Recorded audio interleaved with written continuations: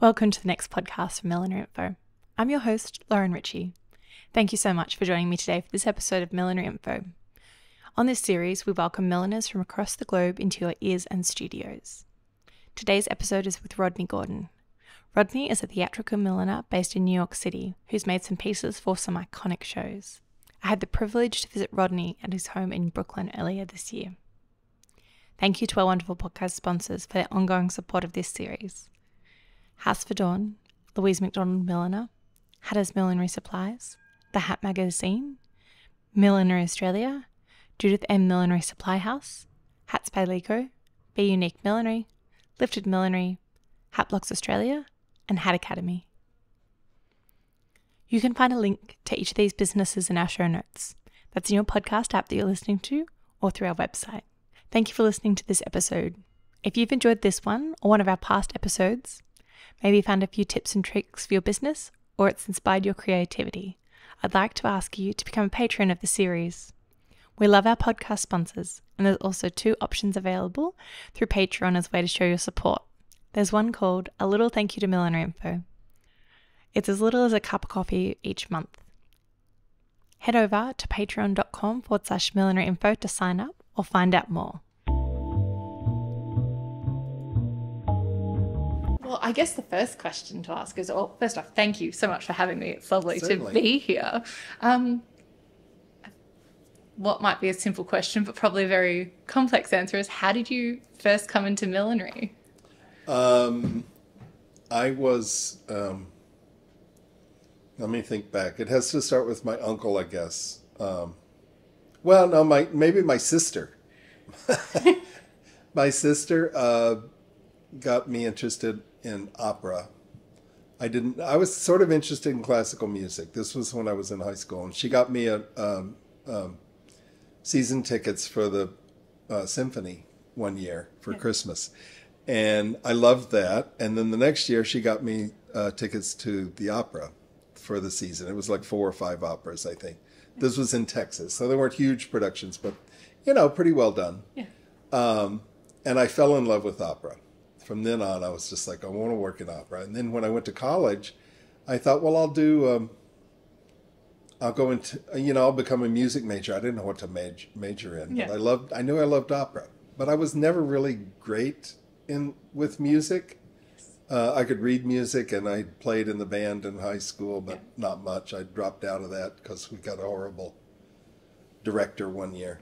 So I left that. But anyway, I went for the what is it called? The like the test thing in the summer before you start college, and I met this guy who was an incredible pianist, and I thought, what am I doing? I can't, I'm going to music school. I can't compete with who's going to be in music school. I really don't know what I'm doing. So I thought, well, maybe I'll go into theater, because I've always been very crafty. I like doing stuff with my hands and, art things, and like, folding the napkins, or doing the place settings, or making trash cans, or whatever with my grandmother. My grandmother had taught me embroidery when I was very young.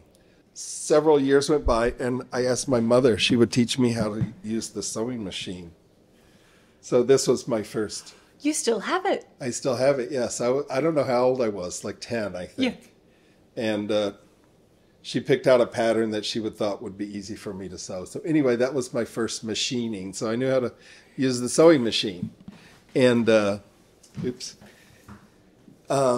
So I thought, well, I'll go into, I'll do theater, because that's still related to opera. That was what I wanted to. I just wanted to work in opera. I didn't know exactly what. But then my sophomore year in college, my uncle called and said, do you want to come and make hats at the Met? He was working at the Met Opera. Yeah.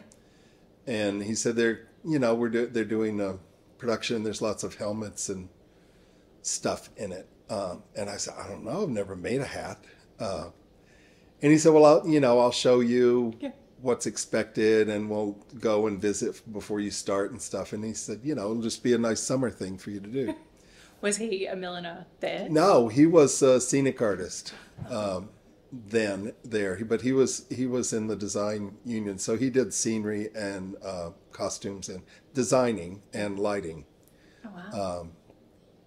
And worked a lot in New York and then he worked in South Africa. But anyway, so I got a job at the Met Opera that summer making hats and headdresses. And it was fun. I liked it. And then the next year at college, we made a hat in the theater, in the crafts part of the costume class. Yeah. And I made a hat for that. And then the next summer after the Met, I went to Santa Fe Opera and worked in the props department. So I worked there 4 years in props department, 4 summers. And one summer we did, there was a production of Italian Straw Hat. And since I was the only one in the prop shop who had made a hat, there was this a whole set that was a millinery shop. Yes. And so they was like, okay, you have to make all the hats to decorate the millinery shop. Yes. Because I was the only one in the shop that had done that. Yeah. So I thought, this is really fun. I like this. Then I went to work. I did apprenticeships for the Houston Opera and then for the San Francisco Opera, doing different things. I was very involved in scenery and props and lighting and like everything because it was an apprenticeship. So they would send me to different departments, to take care of things. And in San Francisco, I was the assistant to the technical director. So I was doing a lot of drafting the scenery and stuff. Yeah. Then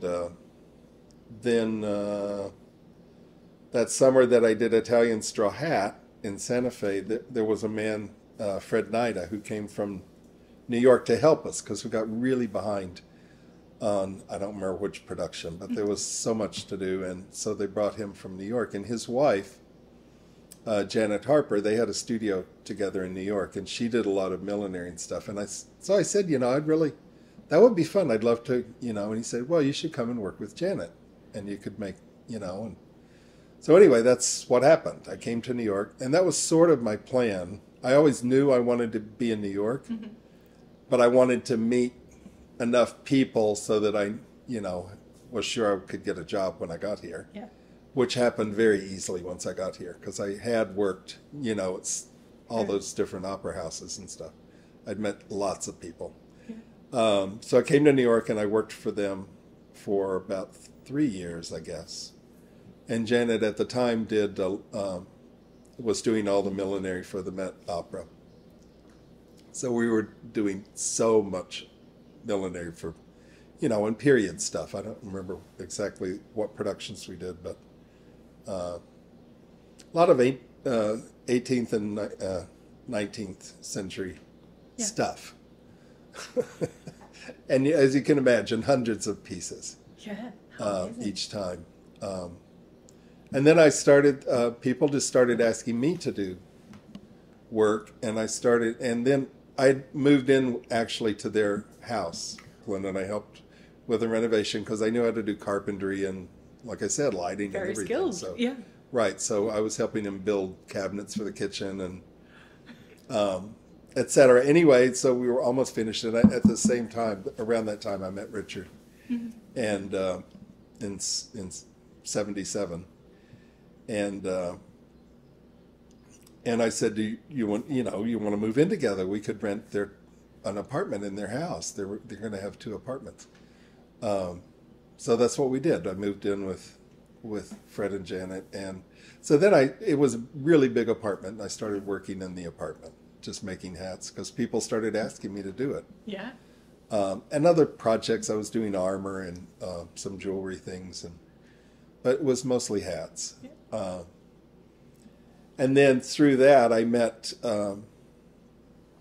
different designers and people, and it just grew. It just kept growing bigger and bigger and bigger. And finally I had to, get a space and another space. And at this point, moving the business to my house now is going to be my 8th space, I think, that I've had. Yeah.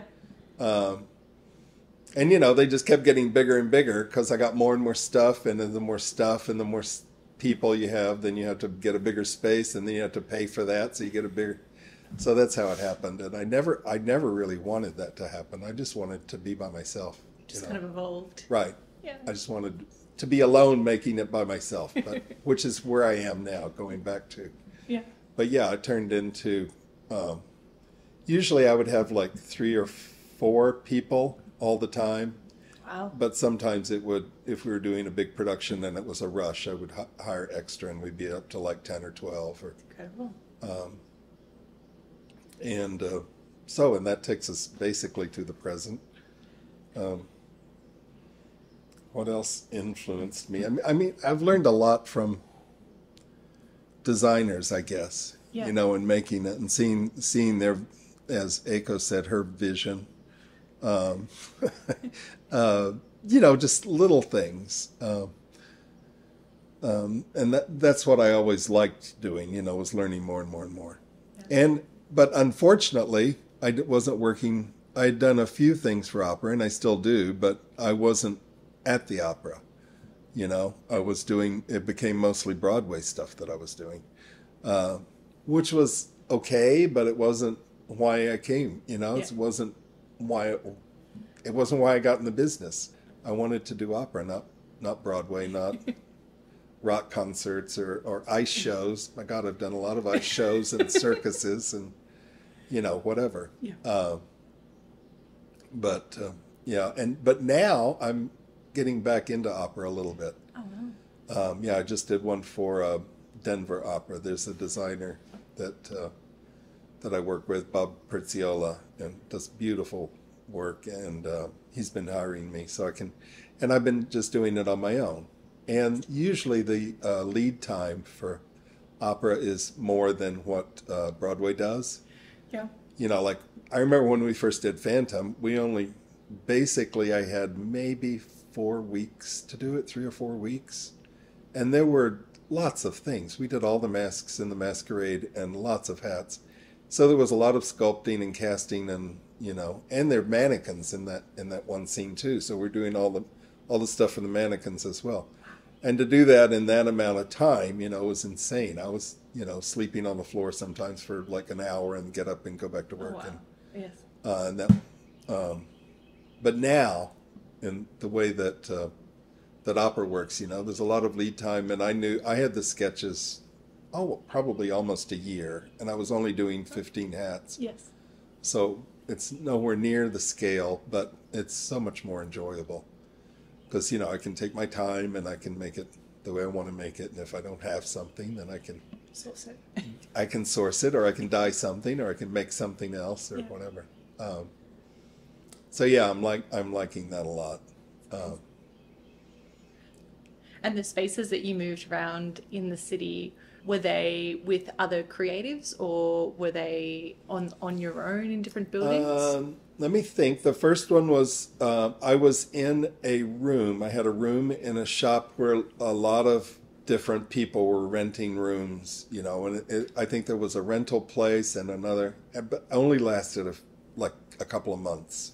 There was a big fight amongst the people. Ooh. And I was like, oh my God, I've got to get out of here. So that was the first one. And then I moved in with a guy who had a shop on 14th Street, Mark Hoppel, who's now at the City Ballet. He's head of costumes there.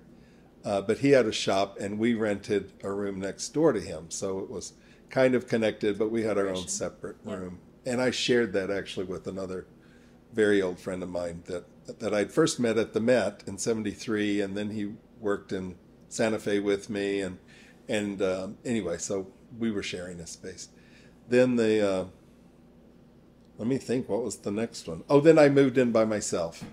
And it was a pretty small space, but big enough. And it was actually kind of nice. It had ceilings that slanted up towards the front of the building. It was the top floor, and the whole front of the building was glass. Oh, incredible. And we had a view of the Empire State Building. And so it was small-ish, but since the tilt of the, you know, I could build up. So yes. I had like storage up. So we're always on a ladder going to get that thing up there. Hanging from your toes. Right. And that's what the rest of the shops have always been too, because I've got so much stuff.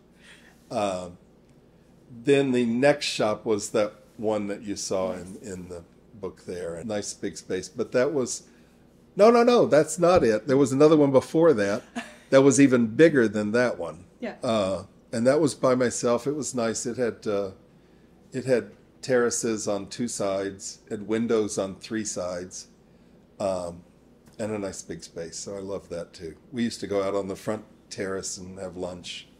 You had to go out a window to get onto it, but still, you know, it was nice. There were tables outside, and you were sitting outside in the middle of New York City. It's great. Amazing. Then I moved into that space, and that was a sublet from the costume shop that I still sublet from now.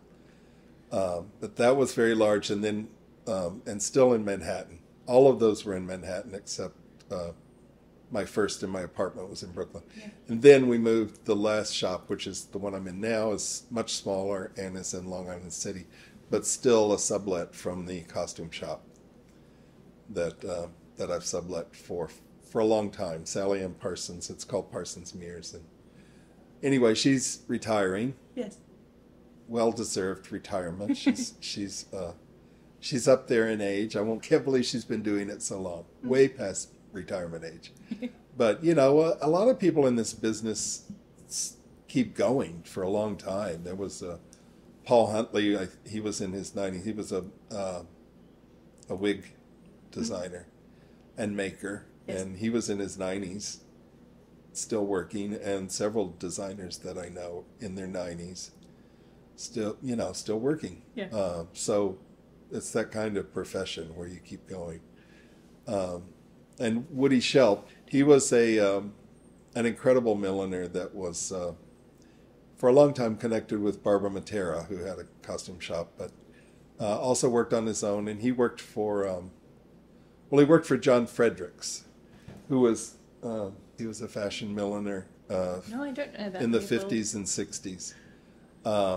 And then there was, I don't know if it was Mr. Fredericks or Frederick something. Anyway, they merged for a while, and it was John Fredericks. Yes. And Woody worked for them for a while, and then he started doing theatrical millinery. But he still he didn't have a line or anything, but he would do, you know,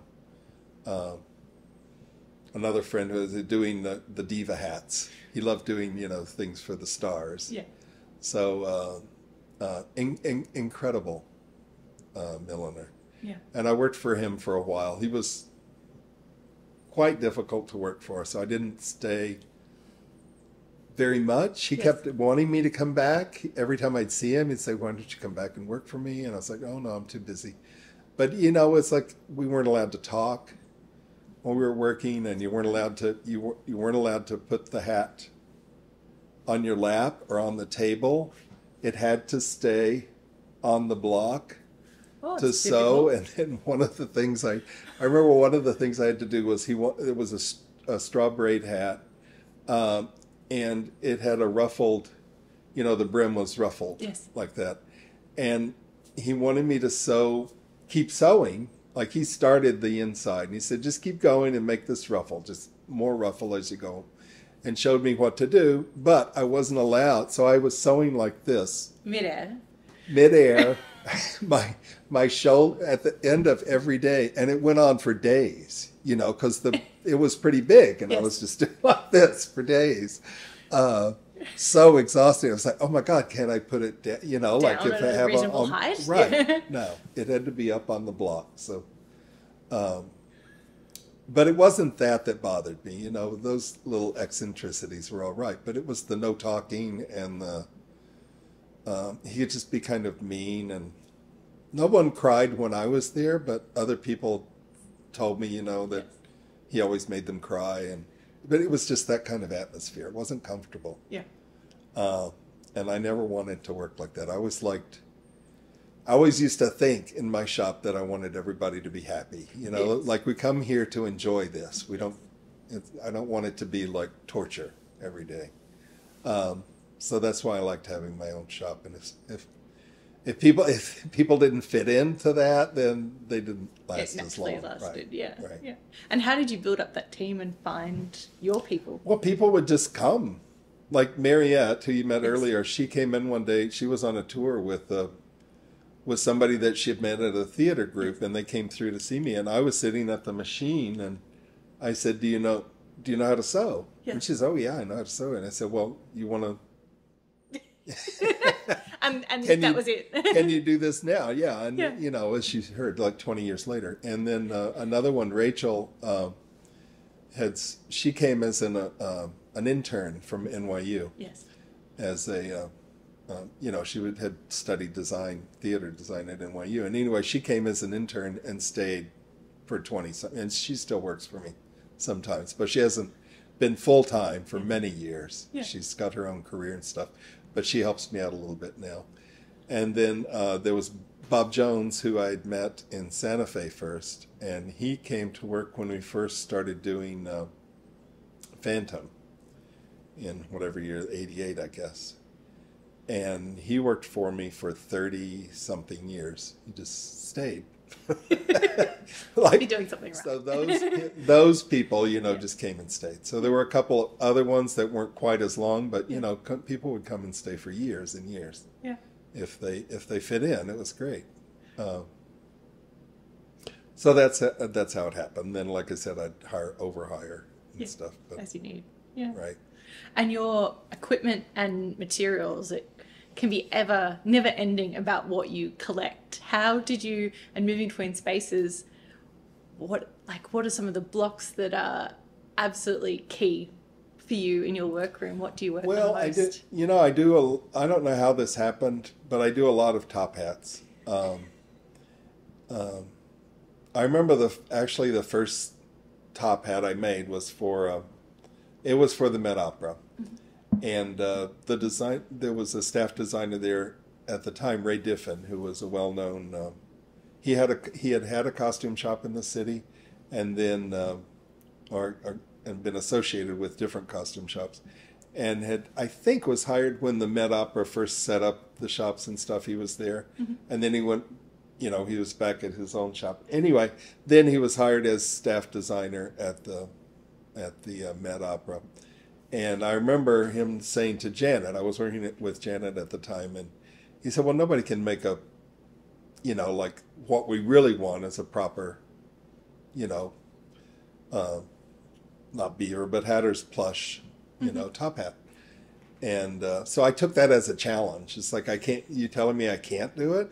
Watch. All right, I'll try. I'll certainly try. So and they needed the miniature. Yes. For little kids. And so I made a 5-piece block, yep. And made the hat. And he was very impressed. And I was like, well, see, I kind of did it. But then I just started doing it. Then you became the guy.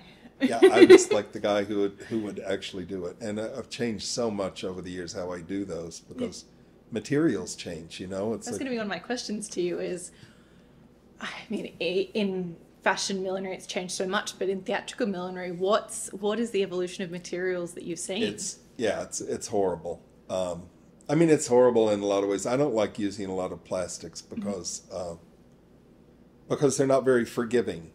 You can't steam it and change the shape once it's made. And so you have this hard thing hitting your head. A lot of people love Foss shape. Do you use that? A little bit. Yeah. No, I use it for, occasionally I'll use it for a finished product. But usually if I do, I will, I'll resin it or something to make it even stronger. So I want it to be a durable thing, not something that's fitting on your head because I never think that's comfortable. Plus it doesn't breathe well. It's not, I like using natural fibers like a wool felt or a buckram or whatever that you can, after you wear it a while, it adjusts to your head and right. Some material. Well, there's this. And for those who can't see, what is this? This is a very famous shaped hat, to say the least. Yeah, it's it's the witch's hat from Wicked, Elphaba. So when Susan Hilferty came to ask me about this, and she said, well, they wanted to do a thing on stage where it transforms from one hat to the other. So I thought about it a while, and I was like, well, I think I can do this. And so it would come out. I know this won't be visible on the thing, but the crown would tuck in like that. So it looked more like just a flat crown. hat, and it had a ribbon around the outside with a flower on it. Yeah. And I think that the good witch, what's her name, Glinda has, or somebody has it, and hands it to her, and she said, "Oh, I'll take it. I'll just change it." And she ripped off the ribbon and flower and went like this, and the crown popped up. And so that was what I was supposed to create, was something that could do this, but look good. Yes. And it's funny, this shape, this kind of shape it has, was when the wardrobe lady first got it, she said, "I didn't know, and I thought that it had gotten crushed in the box, so I was trying to," and I said, "No, that's what Susan wanted. She wanted this, like, right, and this wavy edge and everything. But the entire hat is crushable, like this, and it just springs back, because the edge, it's a polyester screening material inside, and then, which is heat set. Yeah. I use a heat gun and put this on a block and heat set this shape into it. Mm-hmm. And then the brim has a spring steel wire. So the hat is basically, you can crush it into a little ball and it just pops back. But that was just because I had to. I came up with that. And I used that. I'd used this a lot, this screening material, for eyes and character heads and things, things you have to see through, because I could do those, and it would better than what do you call it? We call in the U.S. Cape net. I used to use Cape net, but you call it French net, or it's net, mm-hmm. and it's very heavily sized, and you can block a hat. Well, it's not available in the U.S. anymore, but I still have a few bolts of it, but don't tell anybody. Personal bolts. He's not offering it up to anyone. The same with buckram now. Buckram, you can't. It's become impossible to get unless it's really, really fine, like what you like almost like muslin. Yeah. That's been sized. But the buckram we've been using, but it has evolved. When I first started doing hats, we always got a 2-layer. Mm. So it'd be a heavy, like a more open weave, heavier, and then a fine on the front. But it was blockable. Yes. You could actually get, like, you could block a round shape with it. Yep. And then the double buckram became more dense and dense and dense, so that you could still block it, but it was so difficult. Hard work. And then it seemed to change to just the heavier side with not the other side, and that's what it's been for years. But that's not even available anymore. And thank God I've got a few bolts of that. So I'm being precious with that as well. But, when I first started, I was using willow, I think, Spartra, right. I used that, and I still have a little bit of that, but I use it occasionally. But, it doesn't hold up as well. It's starting to get so old that it's not, the willow wears out. It's like straw. Yeah. You can't keep using straw forever. Yeah. So changing is difficult, and sometimes I don't mind, and sometimes I do. But since I had a background also in mask making and do you cross over those materials between the two? Yes, all of them. Yeah. So originally I would use Celastic for making things, which was a fabric that was embedded with colloid, and you dipped in acetone, and then you could form the mask or whatever. And I still have some of that, but it's and it is available, but it's not like it used to be. It's not as easy to use. It doesn't work as well, but it's still pretty good. And I worked a lot in fiberglass and latex, and I don't do much in fiberglass anymore, just because it's dangerous and such a mess to clean up and stuff. But it's a wonderful material to use because it is lightweight and certainly durable. Yeah. But that I sort of become replaced with vacuform and plastics and stuff. And I have a little vacuform machine, so that's how this is made. Yeah. So I cross over, and like I said, sometimes I'll use resins, like, and put in the embed in the Foss shape, or in buckram, or urethane. I use urethane foams a lot. I make my own blocks with urethane foam and usually felt, but I've made them from different things. Like I'll make blocks out of Fosshape because it, like say I'm doing a whole lot of one thing and I need them quicker, and I only have one block, then I'll make copies of that block. And I would make a copy probably using Foshape and then fill it with urethane foam. Yep. The densest urethane foam will give you a really strong block that you can pin into and last forever. Yeah. Or in felt sometimes, but yeah, you use Fos. And that way you can have, you know, you can block 5 things at the same time, or 6, however many blocks you want to make. Yeah. So that speeds up the process. And then if you don't need them later, just throw them out because it's the quick made and you've already got the original block. The original, yeah. Or sometimes I would block something, like if I needed a block that wasn't, and this one wasn't exactly right, it was kind of between that one and this one, I blocked part of it on one shape with Fos and part of it on the other, you know, like transfer Bring the two together. And then make a block from that or whatever. A lot of times I'll just do patterned felt. Mm-hmm. And then lacquer it, and then always 100% wool and a heavy felt. But like I'd pattern it, sew it together, get the shape block I want, and then lacquer it, and then re-steam it to perfect the shape so it's smoother and nicer. And then if you seal the inside, then you can fill that with urethane foam, and you can have a block. I mean, I've had blocks made. But generally, like I said, the turnaround time is so fast for theater that you need, you know, you can't wait even days to have the block made. You need it immediately. Yeah. So I can do that. I can make a block in a day if I need it. And then the next day the hat's done, you know, and you don't have to send it out, like do a mock-up and send it to the block maker and et cetera. There's no time for that. Anyway, so I have a lot of real, you know, antique and wood blocks, but I also have tons of things that I've made myself. Amazing. And what is the general process for you when you're working with a designer to create a piece for a show?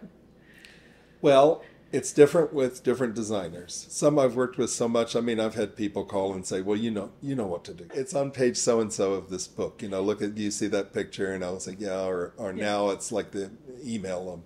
Yeah. You know, you just get something online, look at this online or whatever. And other designers, it's very, very specific. Mm-hmm. There's usually a sketch, and sometimes it's colored. So you know what color it's going to be.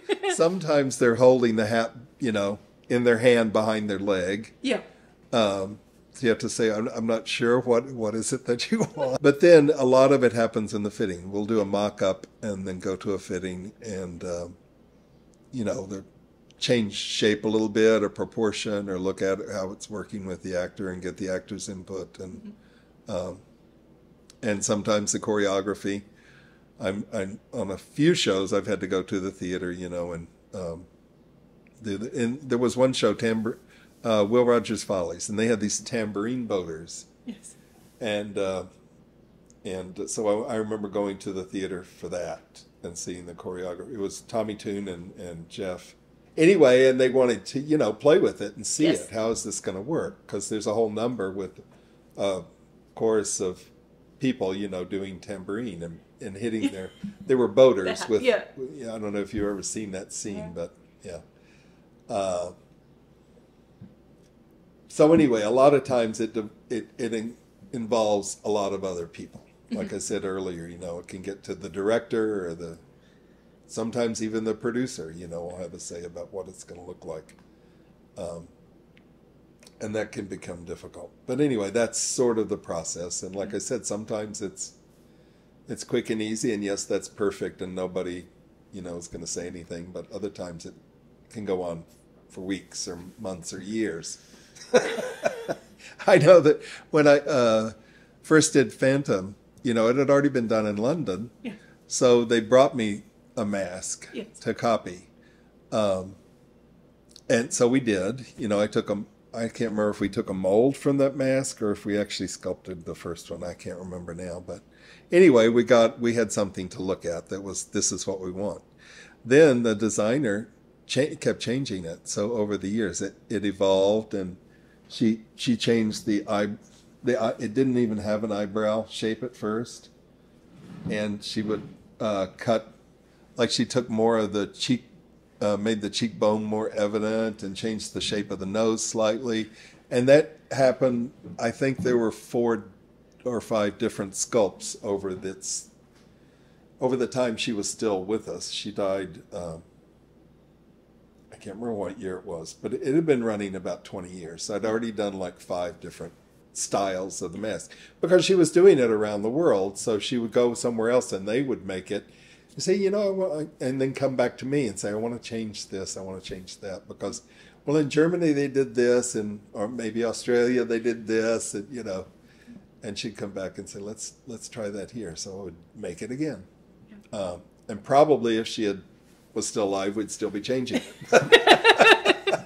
So some people never stop, and others are perfectly happy. It's fine. So it's always different.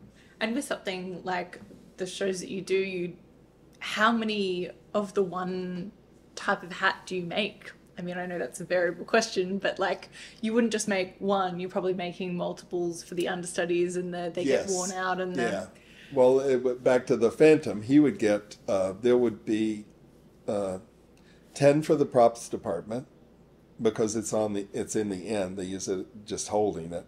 And there would be, each person would get 2 masks to start. And so there was the lead guy. Then he would have at least 1 understudy, maybe 2 understudies, and then there would be the doubles, and they would each get 1 usually, because they weren't as important, because you'd see him here, you'd see him there. So there would be 3 people on stage wearing the mask. So the first time we would do a production, there would be maybe 20-something masks done. And then I worked on 7 productions of it, I think. So that's, each one.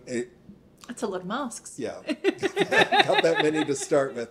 But then over the years, and that's one of the most common questions I've had. Yes. Because I've been interviewed so many times about that show. Yeah. And they say, how many masks? I have no idea. The Elphaba, the witch's hat, I know we're over 200 now.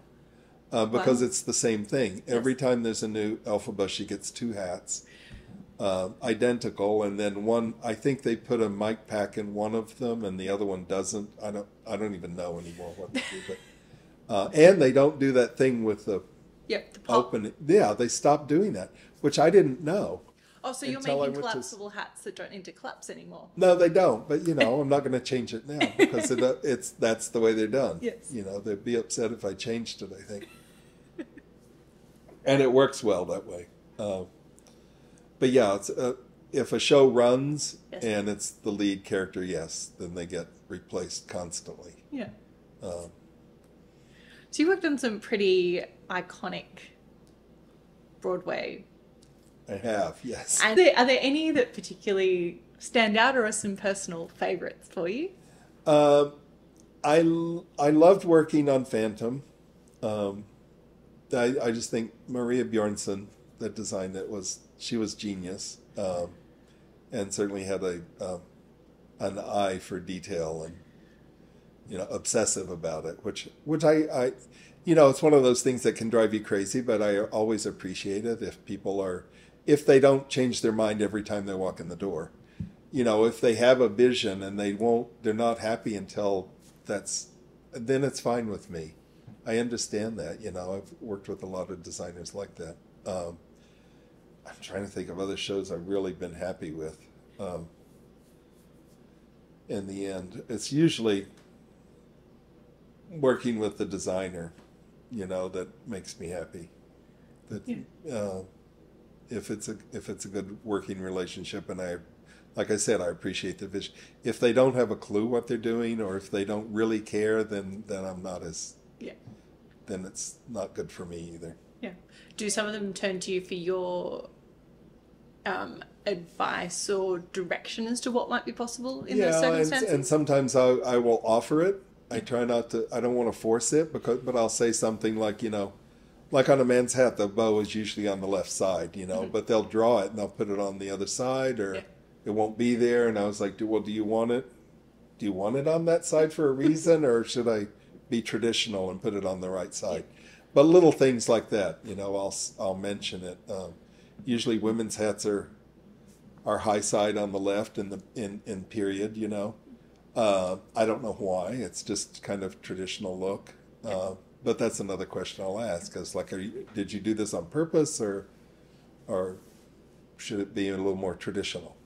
For this period, Are most of them looking to get a somewhat historical or accurately represent that? Sometimes, and then sometimes on stage it is on purpose, because they're entering from a certain place and you don't see the other side of the hat. So, it's just a crossover, or they always, in the blocking that's on stage, they'll always be facing that way. And a lot of designers will think about it, and others will like, well, whatever you think, it doesn't matter to them. So that's, but sometimes I do ask. It's like, really, you want it that way? Did you really intend? Are you sure? You're really sure on that? Okay. And what have been some of the most challenging pieces to create? I don't know. Or is there I guess it's always problem solving though. You're rarely, besides replicating the same piece, you might not be doing the same thing twice. Yeah. Rare. Quite often I do, but then sometimes I know I'll never make it again. Problem solving, that brought to mind one show that was kind of funny. We were doing, it was Bette Midler's Vegas show, and it was, for some reason, it was really far behind, and stuff had to be done, and they kept asking me to do another set. I was like, no, I can't, because you've already, I'm already behind schedule. Don't ask me to do another set of 25 or something. I can't do that right now. Because she had like a whole chorus of girls that were on stage. So it was like showgirl headdresses, times however many. But there was one number that we were working on, and I was supposed to do it, and it kept changing. And then the designer came in, who I love working with. It's Constance Hoffman, and she came in and she said, well, it's going to be this, and they want them to open. It's going to change from, they're going to be all in black, and then it's going to change on stage in front of us to all floral. And they want the headpieces to do that yes. too? Okay. And one of them was huge. Like, it was probably, how wide is that? 2 to 3 feet across on an angle. She had just drawn a disc. So it was supposed to open up into like a flower garden. So it was just this black disc on their head that had a built-in sort of wig, fake wig sort of shape underneath, So she brought it to me that morning, and there was no time. And I sat at the table for a few minutes, and all of a sudden I had to think, well, it just needs to open like a rat trap, like a mouse trap. It just needs to flip open. So I need a spring, and all of a sudden I jumped up and I walked out of the shop, and as I was walking out, I said, I'm going over to Kmart to buy a rat trap. I'll be back in a few minutes. And everybody started laughing, but I didn't have time to explain. I just went and bought, I actually just bought a mouse trap. Yeah. It didn't matter. Something to show me how does this, I know how it works, but if I had one in front of me, it might, get my brain going. Yeah. Right. So that's basically what I did was, and it opened kind of like a, like a covered wagon would have the boning, going across, so that all folded flat inside this shape that was only like 1.5 inches wide, and then it popped open to reveal the flowers, which were all made out of feathers. And we were making all the flowers because the feathers were parade, so the backs were stripped off, so really soft. Those wide, I don't even know what they are. I guess they're goose. But wider feathers that would crush nicely, but also spring back easily. And that's how the costumes were done that way. And then the other girls, there were 6, I think, of those. Yes. And then the other girls had on fedoras. And they did the same thing. They started out as all black with like a black beaded band, and then they had to, and the way I did that was I just tucked it under the back here somehow. I can't remember exactly how I did it, but it all rolled under and tucked here, so all they had to do was reach back here and then pull it over the front of the brim, and it just made this whole like floral thing on top. If someone came back to you now and said, I want the floral fedora, do you keep a record of all these amazing pieces that you've made, or you're just making them and they've got to go out the door, so off they go? Sometimes there's a full mock-up done, and I think I've probably still got that box. A lot of times it gets thrown out eventually. And now it's really going to get thrown out because I just don't have the space anymore. And that was a show that's never... it's long gone. So it's, Phantom has been around forever. So I still have original mock-ups that I did for Phantom or long-running shows like that. Or Wicked. I have a few things from Wicked. So we've got Wicked and we've got Phantom. Could you just name drop a few of the shows that you've worked on? God, that's difficult. I was like, isn't there a list somewhere? I mentioned Will Rogers' Follies. Let's see. Well, I did the producers, the original. Oh, Book of Mormon, that's still running. I did a lot of stuff in that. Let's see. What else? I worked on the original Lion King, but I don't do so much. Hardly anything on it anymore. But we did a lot for the original. There's a lot here, but most of them have long gone. Because I've been doing this since the 70s, so there's stuff here that's not. I was just looking. Oh, Mary Poppins, Aladdin, Chorus Line. I worked on the original production a little bit because Woody did all those top hats, so I was helping with replacements when I worked for him, and then I did there was another Broadway company and a tour, just like in the. I don't remember what year that was, 2005 or 6 or 8, something. So I did it again and then again. And when you are producing, are you doing everything in-house yourself, or are you working with other creatives, like a flower maker or make your own blocks, but are you bringing together a collective, or it's all happening? It mostly happens in the shop. Sometimes I'll job out if it's vacuum form, like that Aida that I don't know if you looked at it or not. But anyway, there was the Aida at the Met that's still there. They're still using it. We made that in, I think, 1990 maybe. Huh. And a lot of that was vacuum form. So we would do the original shape and maybe do one mock-up to make sure it's going to work, and then make a plaster mold for that to go out, and that would get sent out to be vacuum formed so that they would, pull 20 or 30 or however many we needed of that.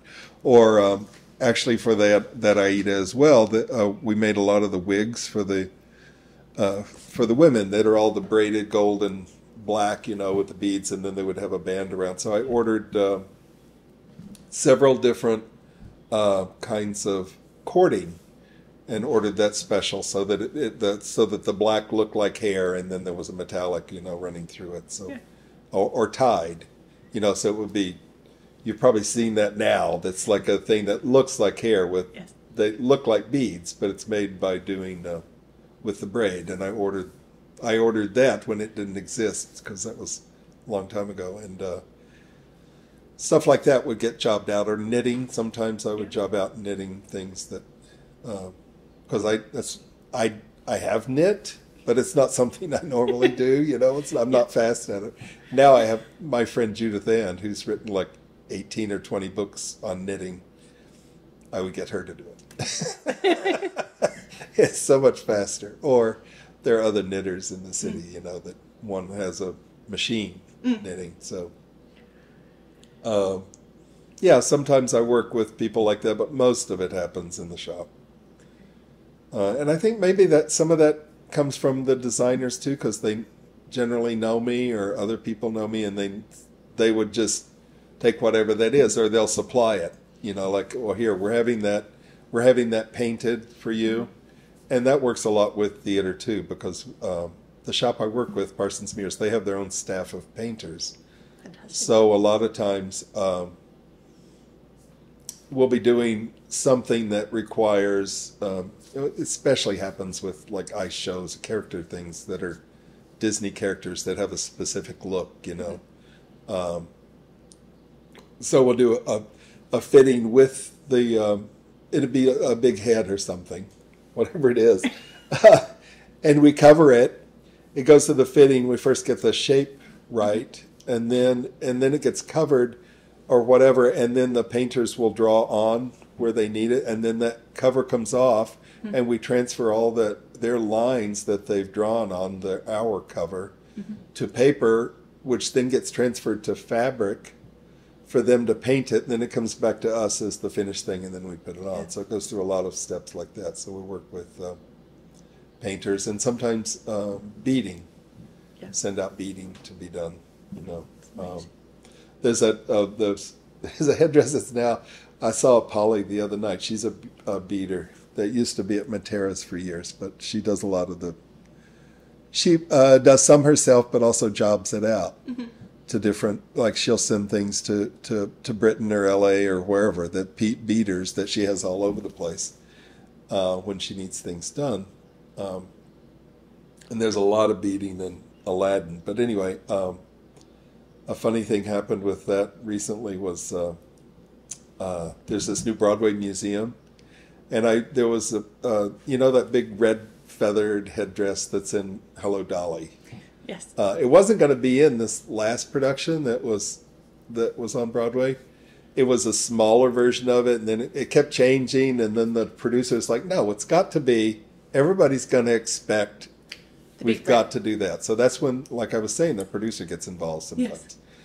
And he insisted that it was going to be that. It wasn't going to be tiny. It's got to be big. Yeah. You know, we want a statement here. And, thank you to that producer. Yeah. Right. So we did this big headdress, and the feathers all curl forward like this. You know, it's a big fan on her head. Yeah. And the front of it was all beaded. You know, it was like kind of a starburst on the front that was all beaded in red. Anyway, it's in the Broadway Museum, and they sent me a picture. I don't know if it's been turned around, but in the display, the whole headdress was turned around. So you're seeing the back of the headdress, which was some cheap trim we bought at the store, you know, to finish off the back. I mean, it's sparkly and embroidered and stuff, but it's not the masterpiece at the front. Exactly, it's not the showcase piece. So I saw Polly at an event the other night, and she said, "I'm going to the museum. I'm going to look and see if it's facing the right way." Because I sent them a note, but I never heard back. They sent me a picture, and I was like, "No, it's backwards." And the whole point of that exhibit was about the beading. It wasn't about my headdress, although I got credit, but it was all for Polly to have her beading featured in the museum, you know. So it was funny. Yeah, amazing. And you've had such a long, sounds like very consistent career. What has been the key to that and keeping the work flowing in for you? I don't know. I think I've asked to work on 4 productions ever. That I've actually gone and tried to get a job. And that was only because I wanted to work on that specific thing. And I remember Showboat years ago that the designer was doing, and I wanted to do the women's hats. I didn't want to do the men's hats, but I ended up, they hired me, but for all the men's hats. I was like, no, this isn't what I wanted. Because it was a Canadian production, and they had the milliners that were in Canada, where a lot of the costumes were they wanted to make the women's hats. So, and it was in-house. They didn't, and I don't think they had the blocks to make the men's hats. So, that was one production. I was kind of upset about that, but I still did it. It was fine. Got to go to Canada and see the production and stuff and work on it, so it was fun. And meet Elaine Stritch. That was fun. I don't know if you know her, but she's Broadway star forever. She was a lot of fun. I wish I'd made her hats, but be that as it may. It was still fun to hang out with her. I'm trying to think of the shows I've asked to do. Were Hello Dolly. I said that was the thing where I just told the designer, no, I have to work on this, because that was Bette Midler, and I'd worked with her a lot, and I just like, no, I have to do this, and it has to be her hats. I don't care if I do anybody else's hats. I just want to make bets. Otherwise, it's just been word of mouth, and I don't really know who were the people that were, your saying, champions. Call Rodney. I know Ray Diffin helped me a lot. He had a costume shop here in the city, and I talked about him before at the Met, and he's gone now, unfortunately. But and I think Jane Greenwood has certainly helped my career a lot. She was one of the designers I worked with early on, and then it just, I don't know, it just happened. Kept calling. Yeah, people keep calling, so it's good. It's fine. I don't know how. like we said earlier, there's no card, there's no website. Yes, there is no card and there is no website. Is this just never needed it, didn't get to it? Both. I did. Like I said, I had a card once 30 years ago. Yeah. I had a card, but nobody ever asked for it. It was funny when they did Priscilla on Broadway. I think it had already been done. I don't know where it originated, but it had already been done somewhere else. Mm-hmm. But I got I don't remember, somebody requested, they wanted to see my portfolio for that. I was like, oh my God, nobody's asked for that in years. So I had to kind of get one of these books together. And then I had so much of it since I got a computer, most of the photos were online on my computer. Mm. So I made a disc. I pulled out a lot of disc, and I included that with the old, portfolio. Hard copy, yeah. Right. And then a cover letter explaining, I haven't done, and a list of what I could remember of the shows I'd worked on. And I took that to the producer's office, and I walked in, and it was funny because I was waiting, I told the receptionist, and she went away for several minutes. So I was standing in the reception room looking at all the posters on the wall of shows they produced, and I'd worked on every single one of them except two. And she came back, and I was like, well, just so you know, I know they asked for my portfolio, but I've worked on everything in this room except those two shows there. Anyway, I got the job. It was fine, but I just thought it was funny they asked. After all that time and all those shows. Right. Because I don't remember what year that was. It was in the 2000s. I'd already been doing it for 30 years. Yeah. Okay. This year will mark 50 years, I realized recently, because 73 was that first Met job. So it's been 50 years since my first hat. You don't have the first hat still? Oh, God, no. And what's the current projects in your workroom? Well, that opera I said is just left, and the Wicked things just went to the theater this morning. I have Book of Mormon. I guess it's a tour that's out right now. Yeah. That I have things on order for that.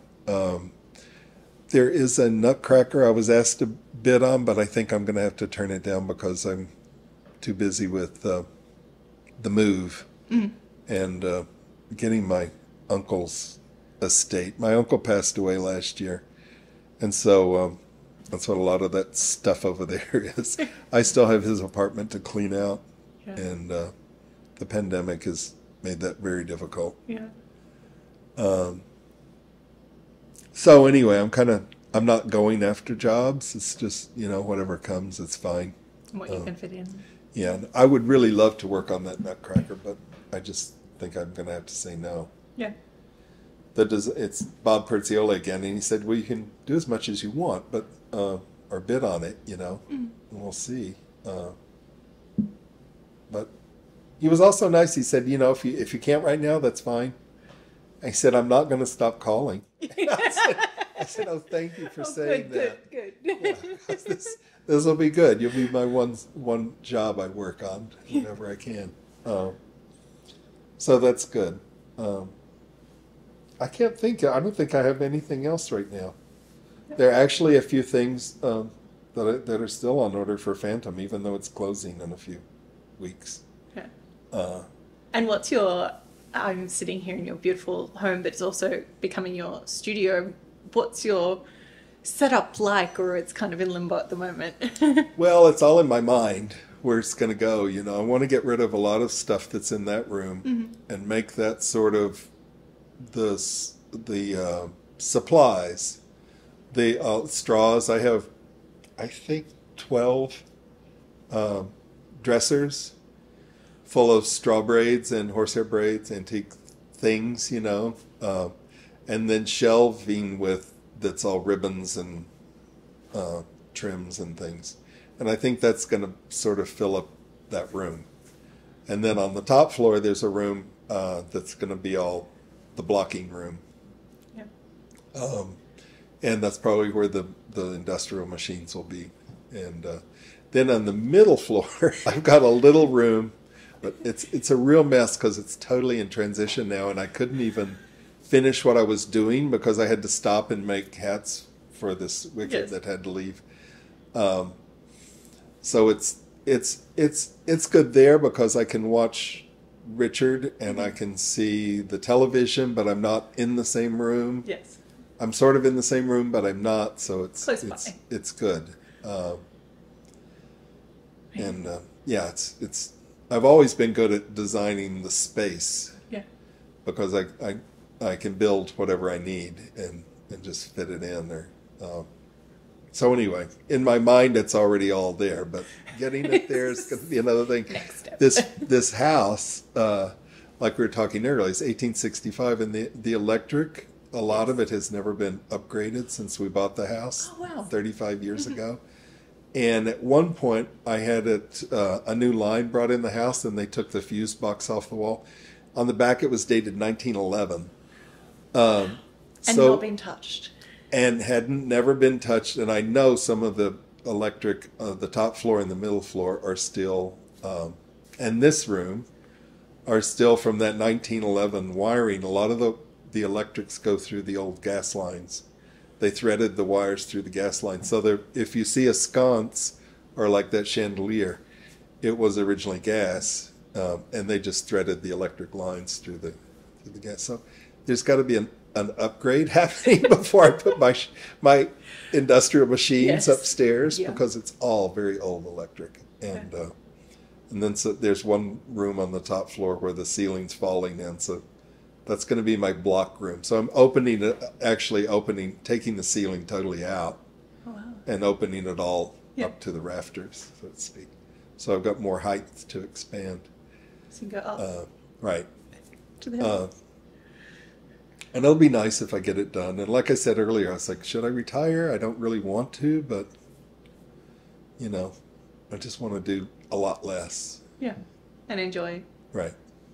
It's a beautiful space. Well, thank you so much for welcoming me into your home and to chat hats with us. It's been of course. Wonderful to hear your story. Of course.